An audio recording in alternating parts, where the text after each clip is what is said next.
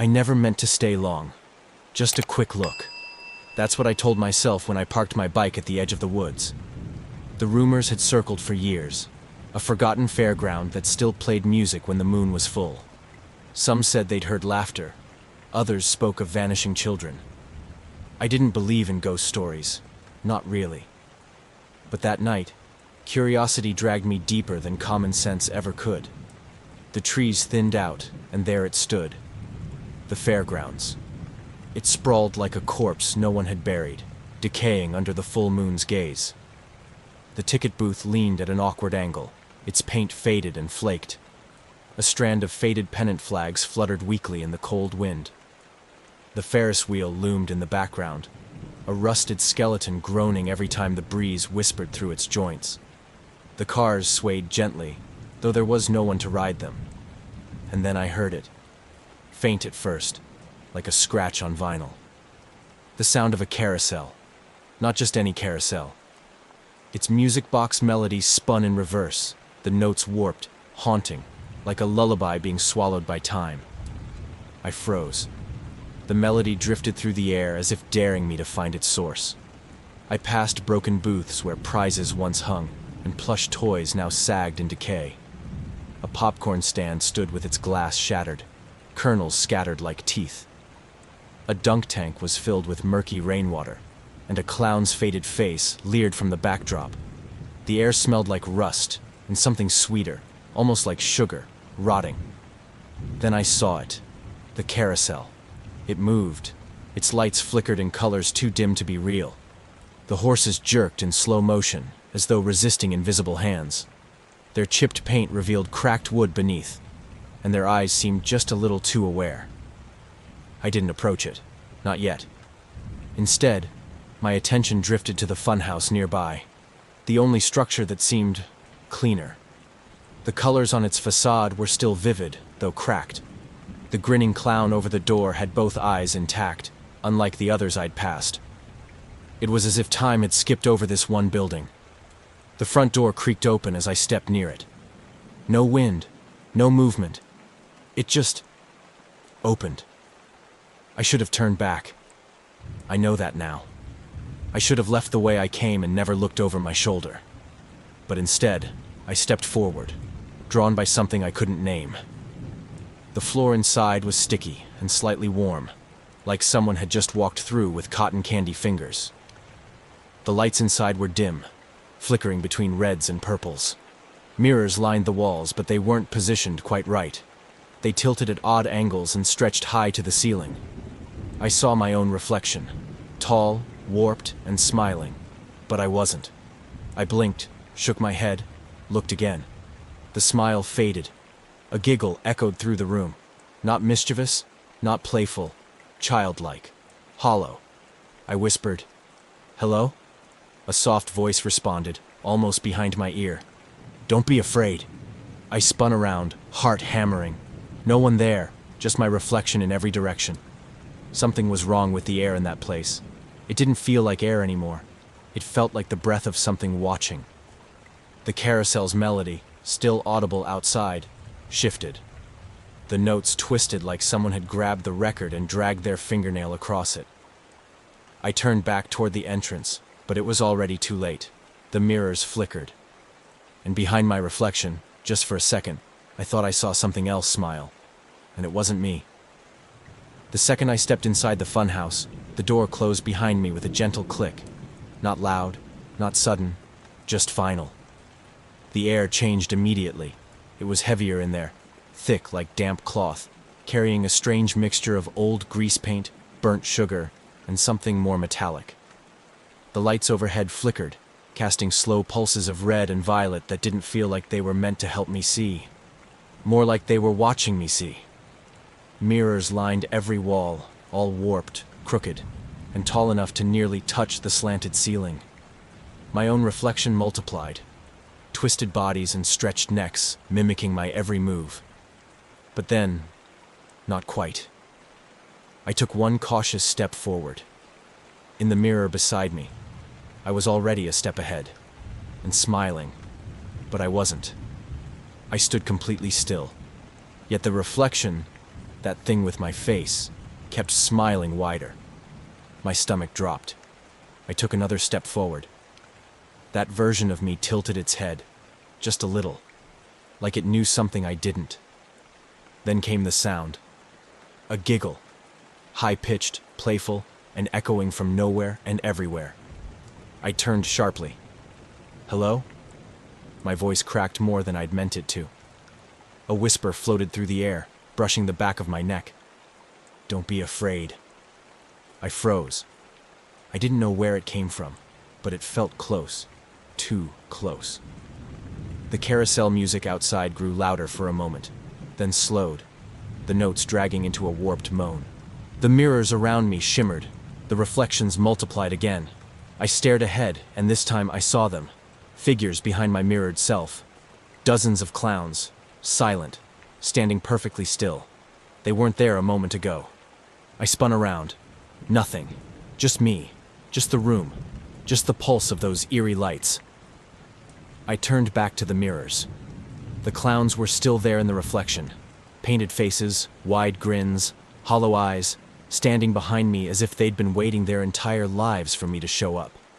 One lifted a hand and waved slowly. I didn't. A soft creak echoed through the room. I turned again. Still nothing behind me. But in the mirror, one of the clowns stepped forward. And then, the carousel music stopped. Just stopped. Mid-note. The silence that followed was deafening. And that silence was worse than the music. The lights above me flickered twice, then dimmed until the room was bathed in barely there shadows. Every mirror went still. No smiling reflections, no clowns, only me. And yet I knew I was no longer alone. I whispered to myself, "Get out." But the door was gone. Only mirrors. And somewhere behind the glass, something else had just begun to smile. I didn't wait for the lights to flicker again. I turned back to the entrance, walking fast, almost running, my shoes tapping against the funhouse floor that suddenly felt far too narrow. The air buzzed, like static had settled into the very walls. My hand shot out to grab the doorknob I'd come through moments before, but it wasn't there.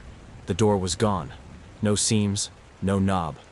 Just a smooth wall of warped mirrors stretching in every direction. I stood frozen, staring at my reflection.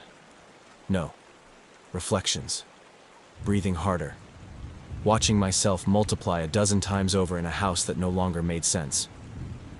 My image stretched, twisted, staggered, and then, just as I reached out toward it, the clown returned. It was back. In the center mirror, behind my shoulder, stood the clown with the oversized grin. Not playful this time, but broken and grotesque, as if the smile had been carved in. Its makeup ran like dried blood. It didn't move, but its presence pushed into me like pressure on the back of my spine. I didn't want to turn around, but I had to. I did. No one there. Of course. But when I turned back to the mirror, the clown had moved closer. Its painted eyes locked onto mine. Its hand reached forward, toward the glass. And that's when the mirror began to melt. At first it was just a shimmer at the center. Then the silver dripped like wax, and the surface collapsed inward, stretching into a deep spiraling void, blacker than black, like the world had no light left to give. A whisper came from behind me again, but this time it was sharper, hungrier. "Come play, forever." I bolted. I didn't think, didn't plan. I just ran. My shoulder slammed into a mirror, hard. It didn't break. Instead, it rippled like a pond. Glass cracked beneath my shoes as I pounded down the narrow corridor. The mirrors around me flashed, moment by moment, revealing different versions of myself. Eyes missing, grinning wide, running beside things that shouldn't exist. For a split second, one reflection showed my arm twisted backward, something dragging me by the wrist into that same swirling void. I gasped, turned away, and kept running. I passed a clown's face pressed flat against one of the mirrors. It watched me with dead painted eyes. Another leaned out halfway from the glass, lips trembling in a silent laugh, as if the mirror itself was giving birth to it. Every few steps, something else changed. A new door appeared, then vanished. A hallway looped around into itself. My own reflection started to lag behind, moving half a second too late, as if I was no longer controlling it. Then came the cracking, not just beneath my feet, behind me. Each step shattered something invisible, mirror or bone. I couldn't tell anymore. I didn't dare look back. The whispering voices grew louder. They circled me now, like children playing hide and seek in my ears. I reached another wall of mirrors, slamming my fists against them. "Let me out!" I screamed. The only response was laughter. Low, wet, close.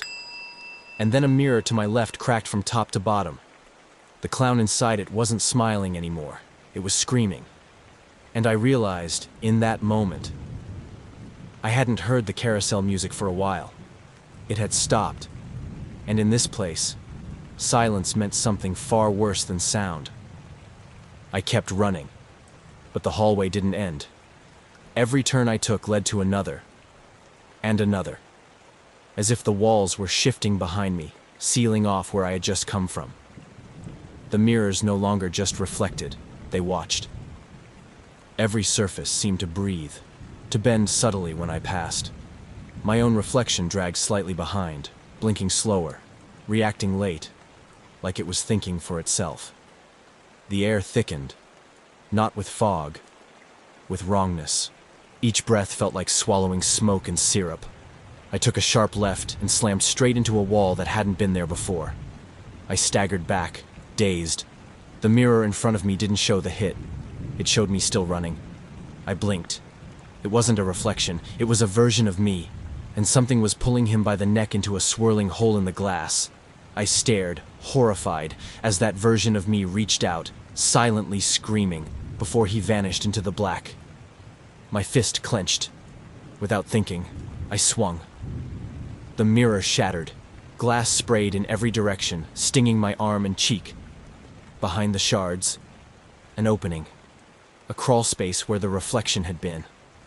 I dropped to my knees, ignoring the pain in my palms, and slid inside.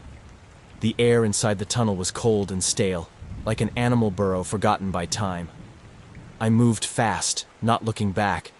My knees scraped against jagged edges, my breath ragged, my eyes straining in the darkness. When I emerged, it wasn't into safety. It was into a gallery, a clown gallery. I stumbled to my feet. The walls stretched high above, curved like the inside of a circus tent. Dozens, maybe hundreds, of life-sized clown mannequins lined the room, arranged in rows like an audience. Some laughed, some wept, some didn't have faces at all. Their painted eyes glittered in the flickering light, and every one of them faced me. I didn't move, neither did they, and then I took a step. They twitched, just a little. I turned my head slowly. In the mirror beside me, they were mimicking my movement, just a second behind. When I blinked, so did they. When I tilted my head, a second later, 100 tilted heads followed. The silence in that room wasn't empty. It was waiting. One clown on the end, face cracked, lips permanently puckered in a plastic laugh, blinked. I froze, and it smiled. A real smile. Not carved, not painted. Lips curled upward. No more mirrors. No more reflections. It was here. I backed up slowly. A loud mechanical click echoed behind me. I turned and stared straight at a sign above a doorway that hadn't been there before. "This way to the carousel." The letters flashed once, then twice. I didn't trust it, but I didn't have a choice. Behind me, one clown stepped down from its pedestal. The sound of its shoes, squeak, squeak, echoed like gunshots in my ears. I grabbed the nearest thing I could, a chair, and hurled it at the clown. It shattered against its chest, and for a heartbeat, the clown didn't move. Then it lunged. I ducked and sprinted through the doorway. And just like that, I was back in the funhouse. But this time, I was standing in the center of the carousel room, and the horses were already turning. The room smelled like dust, grease paint, and something older. something that hadn't moved in years. I coughed as I stood up, my hands still scraped raw from crawling through the broken mirror's passage. The room I'd entered was enormous, echoing with the faint groan of old wood and the slow drip of water somewhere unseen. I was surrounded on all sides by clowns. Dozens of them. They stood in rows. Life-sized mannequins dressed in faded carnival rags, their faces painted with expressions that ranged from joy to despair. Some had permanent wide smiles, others drooping frowns. A few were missing features altogether. Just blank masks, as if their identities had been forgotten. They weren't just standing. They were posed, each one frozen mid-gesture, as though caught in the middle of a performance long ago abandoned. The silence was unbearable. I took a step forward. The wooden floor creaked. So did something else. I stopped. A faint tap, tap, tap echoed behind me. I turned around. Nothing had moved. Another step. This time I was sure. Something shifted in my peripheral vision. Slowly. Just slightly. I spun back to the clowns. Every single one of them now faced me directly. My skin crawled. They had been looking in random directions a moment ago. Up, down, sideways, but now every eye, painted or glass, was pointed straight at me. I took another cautious step, watching them. My own reflection shimmered faintly in the lacquer of their glassy pupils. The nearest clown, short, hunched with smeared red cheeks, blinked. I stumbled back. It didn't move again, but the damage was done. My brain was catching up. These weren't mannequins, at least not all of them. I began walking down the center aisle between the rows, every hair on my body standing up. As I moved, I noticed something else. They mimicked me. Every motion. A second too late. When I lifted my arm, so did the line of clowns behind me. When I turned my head, they followed. Always behind. Always just delayed. I sped up. They kept pace. I broke into a jog. So did they. I glanced at one mirror at the edge of the room. It reflected me and behind me, a growing parade of twisted reflections with faces that looked more wrong with each bounce of light. Then, one of them moved first. Not second. First. The clown nearest the far wall stepped off its pedestal with a creak and a whisper of fabric. Its eyes glowed faintly in the dark. It stood still for just a moment, then lifted one hand, palm up, like it was waiting for me to take it. I backed away. It followed. Another clown turned its head. A third began to shudder, as if it were waking from a long, forced sleep. I spun and looked for an exit. The walls had no doors now, just more rows of clowns. I grabbed the nearest thing, a metal chair resting beside one of the props, and hurled it at the clown approaching me. The chair hit its chest with a loud thud and shattered into wooden splinters. The clown stumbled backward, knocking over two others. The moment it hit the ground, the lights above us exploded, showering the room in sparks and darkness. I ran. In the strobing flashes of light, I spotted it, an open archway across the room, faintly glowing from within. I pushed through the maze of painted bodies, the fabric of their costumes brushing against my arms like cold breath. One grabbed my sleeve. I tore free. I stumbled through the archway and stopped. I was in the carousel room. But something was terribly wrong. It was inside now. I expected the carousel room to look the way it had when I first spotted it outside. Cold, decaying, barely moving. But this was different. The air here pulsed with a slow, rhythmic hum that vibrated in my chest. The carousel sat in the center like a beating heart, alive, unnatural. The lights were brighter now, flickering in time with the lullaby that oozed from the cracked speakers above. The same lullaby from my childhood. That couldn't be right. It was too specific, the one my mother used to hum when I had fevers. I hadn't heard it in years. And yet here it was, distorted by static but unmistakable. The horses turned slowly on their poles, eyes glowing faintly in the gloom. Most had paint chipped away from their faces, revealing rotting wood and twisted wire underneath. One had no face at all, just a raw patch where something had clawed through. The platform rotated, creaking in slow circles. But there were no riders, until I saw him. At first, I thought it was a mannequin, a child in a clown costume perched on a horse toward the center. But the way it moved, swaying with the ride, head twitching just slightly, it was alive, or something close to it. The child turned and looked at me. Its eyes were hollow. Empty sockets stared out from behind white paint. The grin was painted too, but its lips moved underneath. It raised a hand and beckoned. My whole body tensed. I stepped back instinctively, but the door behind me was gone. A wall of mirrors had replaced it, each one showing a different version of me. Older, younger, broken, bleeding. In one, I was standing next to the child. In another, I was becoming him. The carousel sped up. The music grew louder, warping into slow-motion laughter. The horses began to jerk violently, as if they were fighting against the poles. Their legs kicked and twisted. One reared back and snapped its pole with a loud crack, its glowing eyes locking onto mine. I backed into the mirrors, eyes darting. My reflection twisted in each one. My skin sagged. My hair grayed. My eyes rolled upward in one. In another, they were completely missing. The mirrors weren't just distorting my image anymore. They were changing me. I screamed and threw my elbow into the nearest mirror. It cracked, but didn't shatter. Behind the glass, my reflection smiled. The clown child on the carousel began to laugh. Not a joyous laugh. A laugh stitched together from choking gasps and something like a cry. I grabbed a broken pipe from the floor, maybe from the shattered chair earlier, and slammed it into the mirror. This time, it exploded.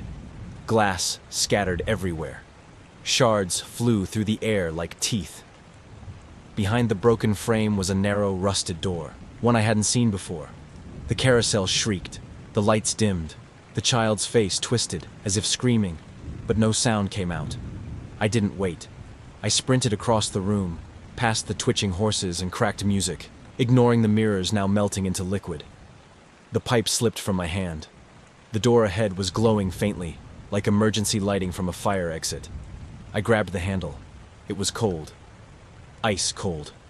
With one last breath, I yanked it open and dove through. Darkness swallowed me for half a second, and then I stumbled out into the night air. I collapsed to my knees, gasping. But something wasn't right. The sky was still black, the moon still full, but the fairgrounds, they were alive.